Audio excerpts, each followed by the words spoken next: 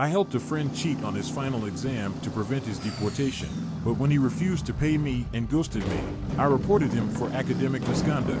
This led to his failure and eventual deportation, a nuclear revenge that turned his betrayal back on him. He thought he could cheat me and get away with it, but karma had other plans. Welcome to the Payback Vault, your premier destination for thrilling revenge stories, epic payback, and jaw-dropping karma. If you love exciting tales of justice and dramatic twists, you're in the right place. Let me take you back to the chaotic days of the pandemic, when the world was upside down, and everything familiar felt distant.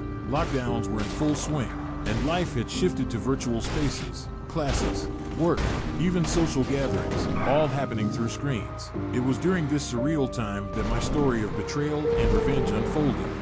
I was holed up in my tiny apartment, the glow of my laptop screen illuminating the cluttered room. Empty coffee mugs and snack wrappers were scattered around, a testament to the countless hours I'd been putting into coding projects. Coding was my passion, my escape from the madness outside. One afternoon, as I was debugging a particularly stubborn piece of code, a notification pinged on my phone. It was a message from a guy named Marcus. We weren't close friends, more like acquaintances who ran in the same circles at university. We'd worked on a group project once, and he seemed decent enough. "Hey man, can we talk? It's urgent," the message read. Curious, I replied, "Sure, what's up?" Within minutes, my phone buzzed with an incoming video call. I hesitated for a moment. Impromptu video calls were always awkward, but answered anyway. Marcus's face appeared on the screen, and I was taken aback. He looked exhausted. His usually well-kept hair was disheveled, and his eyes had dark circles beneath them. "Hey, are you okay?" I asked. He let out a heavy sigh. "Not really. I need your help." "All right, tell me what's going on." He glanced around nervously, even though he was alone. "I'm in serious trouble. I've failed my advanced algorithms exam twice now. If I don't pass it this time, I'll lose my scholarship and my student visa. I'll be deported back home." I frowned. "I'm sorry to hear that, but how can I help?" He took a deep breath. "You're amazing at coding.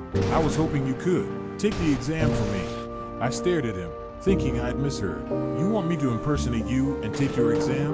"Yes, it's all online because of the pandemic.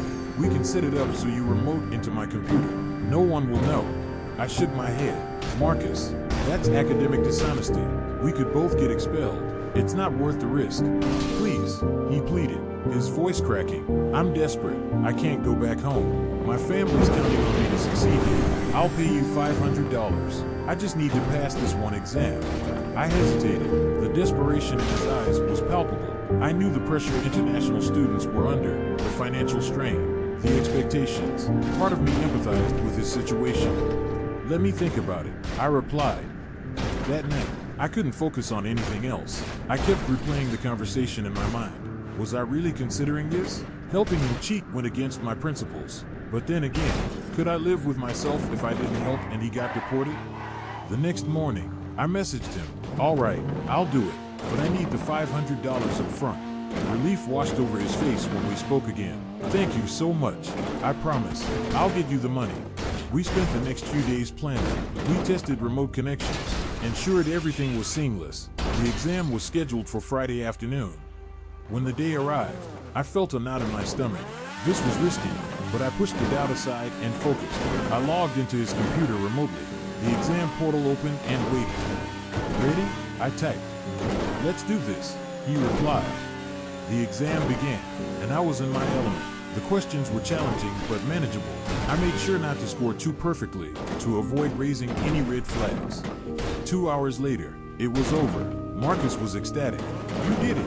I can't thank you enough." He insisted we celebrate. Despite the lockdown, we agreed to meet up at a small park nearby, maintaining our distance.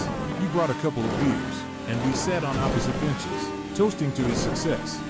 As the sun set, painting the sky with hues of orange and pink, I reminded him, "Don't forget about the payment." "Of course," he said, waving his hand dismissively. "I'll transfer it to you once my scholarship funds come in." I raised an eyebrow. "You said you'd pay up front." "Yeah, sorry about that. Things are tight right now, but I promise, you'll get it soon." I didn't push the issue further that night, but a nagging feeling settled in my gut. Weeks passed. No payment. I sent him a friendly reminder. Hey Marcus, hope you're doing well. Just checking in about the $500. He replied hours later, hey, sorry, been super busy. Graduation stuff. You know, I'll get it to you soon. Another week went by, then another. My patience was wearing thin. Marcus, I need that money. We had an agreement. This time, no response. I tried calling him, straight to voicemail. I checked his social media. He was active, posting photos of himself celebrating with friends. He thinks he can just ignore me, I muttered. Have you ever been betrayed by someone you thought you could trust? Share your stories in the comments. I decided to give him one last chance. I sent a final message. Marcus, if you don't pay me the $500 by the end of this week, I'll have to take action. This isn't a threat, but we had a deal. He responded almost immediately. Chill out, man. You'll get your money when I have it. Stop pestering me. Pestering him? That was it. Not only had he used me, but now he was treating me like I was the problem. Fine, I tagged back. You've made your choice. I spent the next few days compiling all the evidence I had, the messages, screenshots of our plans, records of the remote sessions. I hesitated, knowing the gravity of what I was about to do, but the more I thought about his arrogance and disregard for our agreement, the more resolute I became. I drafted an anonymous email to the university's Academic Integrity Office. Dear Sir/Madam, I am writing to report a case of academic dishonesty involving a student named Marcus Thompson. On date, he had someone else take his advanced algorithms exam on his behalf. I am providing evidence to support this claim. I attached the files and hit send. A week later, whispers began circulating among students. Marcus had been called in for a disciplinary hearing. He was found guilty of academic misconduct, resulting in a failing grade for the course. This meant he couldn't graduate, and his scholarship was revoked. Without his student status, his visa was nullified. But it didn't end there. I knew from mutual acquaintances that Marcus was planning to stay in the country illegally, hoping to find work under the table. I grappled with my conscience. Was it really my place to take this further? But then I remembered his dismissive attitude, his betrayal. I made an anonymous tip to Immigration Services. There's an individual named Marcus Thompson residing illegally in the country after being expelled from university for fraud. I believe he poses a risk and should be investigated. A month later, Marcus was detained and deported. Word got around, and some of our mutual friends reached out to me, unaware of my role in all this. Did you hear about Marcus? Harsh, right? Yeah, I replied noncommittally. Eventually, the truth surfaced. Perhaps Marcus suspected me, or maybe someone connected the dots. I received a barrage of messages. How could you do this? You ruined his life over $500. I took a deep breath before responding to one of them. It wasn't just about the money.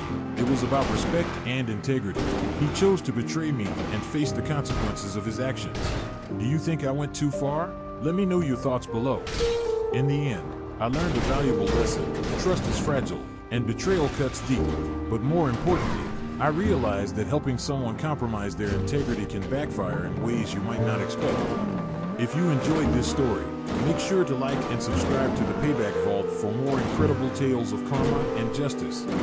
Moral of the story: be careful whom you trust and always honor your commitments. Taking advantage of others can lead to unexpected and severe consequences.